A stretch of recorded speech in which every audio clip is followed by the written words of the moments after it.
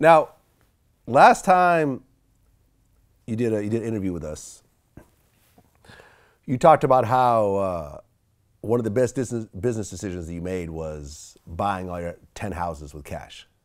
When you look at your financial history, what do you think was some of your best decisions and the reason why you're still financially stable today? Because I paid cash for every single thing I ever bought. Huh. Every car, every house. I got 8 houses now. All you cash. Have 8 houses. I got 8 houses. I don't live in all 8 of them, obviously. Clearly not. But I got 8, and I pay for everything. I look at it like this. I was like, if I can't afford to pay for something cash, then I shouldn't get it. Yeah. I got more than that now, but yeah. You got what? You got more than that now? Yeah. How many houses you got? Right now, 15. You got 15 houses? Yeah. But just recently, you called me to ask me a very interesting question, because when we had our conversation last time, I told you that I don't own any property.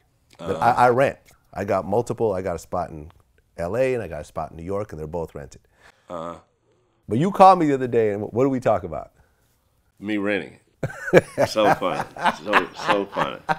And it made a lot of sense. I told a lot of people what you told me. Like, I was looking at back when I didn't pay cash for houses, some properties that I lost money on, like I told you about. The one house that when I first moved to LA, came out here and paid $2 million for it. The recession hit. Yep. And I ended up having to sell it for, like, I didn't have to sell it, but I just was ready to go back to Tennessee. But I sold it for $145, you know. Right. And you put some money in the renovations. I put money in the renovations. About how much did you put in the renovations? I probably put like another 100 or 2 in the renovations. Then, like you were saying, closing costs, all the other stuff. So you lost insurance. About $700,000-800,000 on it. Yeah, easy. Easy. If you had, but like if I had rented it, I could have been in it, even though it was a nice house, but I could have been in a better house for less money, and I probably would have only been out of, let's say, $10,000 a month. I stayed there for 3 years. You know, I probably would have only been out like, you know, 300 and something or whatever. You know, and I could have got up and whatever the hell I want to do. Now, like I was telling you, my daddy used to always tell me that. He used to be like, you know, if you rent, you paying another motherfucker's bills, this and that.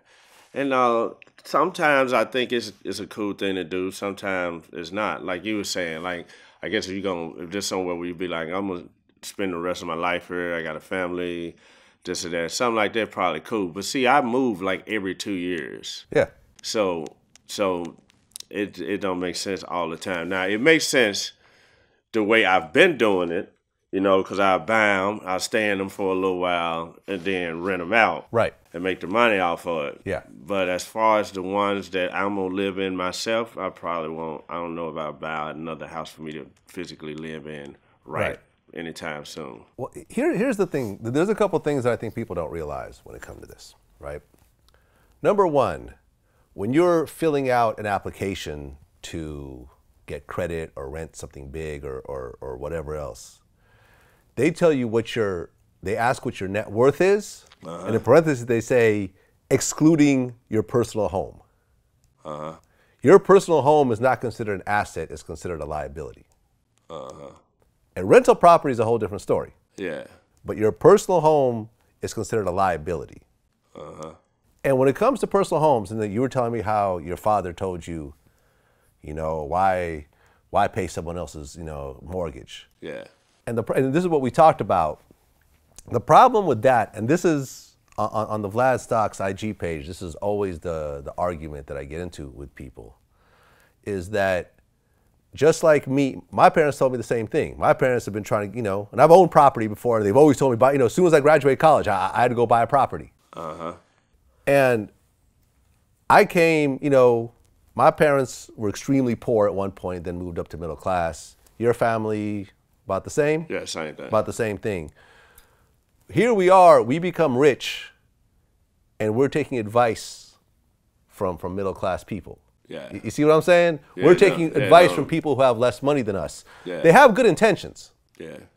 Both of our fathers had nothing but the best intentions for us, but they just don't know. Yeah, because they didn't have to deal with it. And like how we talked about earlier in the interview, it takes a level of experience and skill to know how to deal with bigger amounts of money. If your dad's never seen more than 50,000, 20,000 at any given time, he's not going to know what to tell his millionaire son. Yeah, exactly. Like, yeah, we talked about that earlier. Like, when I was first building my first house, my first big house that I wanted to build myself in Tennessee, I went and got a guy that built my first little house. You know, and that was a $125,000 house.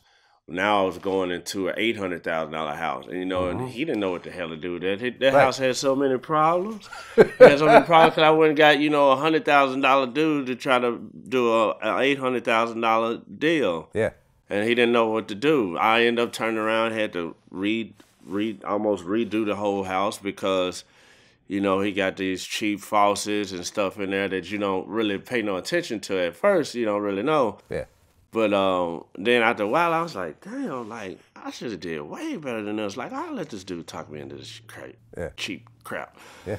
So, yeah, you gotta have a certain level of experience, like you said. And it was a different time when our parents told us that, you know. Yeah, well. And they didn't, like you said, they didn't have the money, so they wouldn't know what to do. They don't know better. Yeah. And most people who buy houses are, you know, their parents are telling them, buy a house. And here's the thing. Now, and, you know, like you just mentioned, if you're buying a house and you're going to stay there for 30 years and pay off the whole mortgage, go ahead and buy that house. Yeah. If you plan on staying there for 15 years, you really haven't paid off shit. Yeah. You paid off interest. Yeah, exactly. Unless you buy it with cash, of course. But most people aren't doing what you're doing. Yeah, most people don't do that. Most people are paying a mortgage, and after 15 years of paying that mortgage, you're going to look to see what that principal is, and it's damn near the same thing of what you paid. You're paying the bank. Yeah. You're paying the bank off that rent money, and when you sell that house, let's just say you buy a $200,000 house, you pay it for 15 years, and then you sell it, you still owe about $200,000. During the course of the life of that mortgage, you're going to pay about $400,000. So really, your rent is kind of doubled.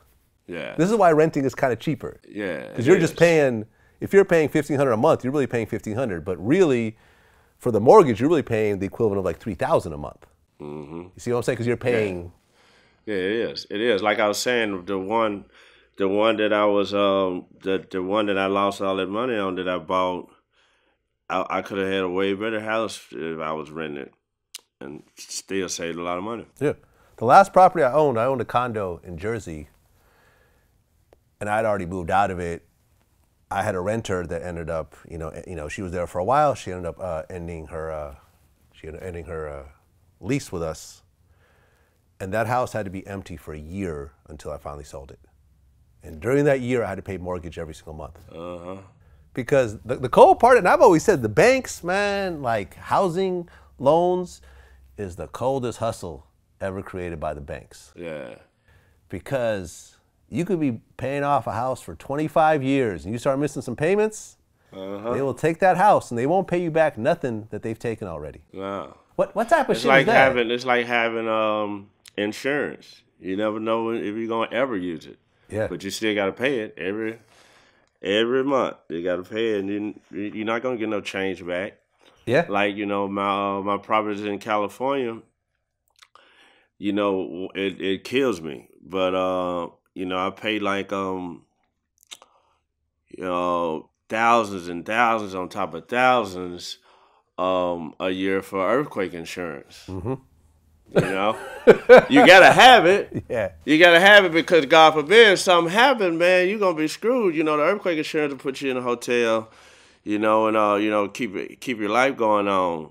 But if you don't have it, man, one of them little shakers come through there. Whew. Oh yeah, and you're not gonna get no change back. You know, if years and years go by and there ain't no earthquakes or whatever. You know, insurance is just killer, man.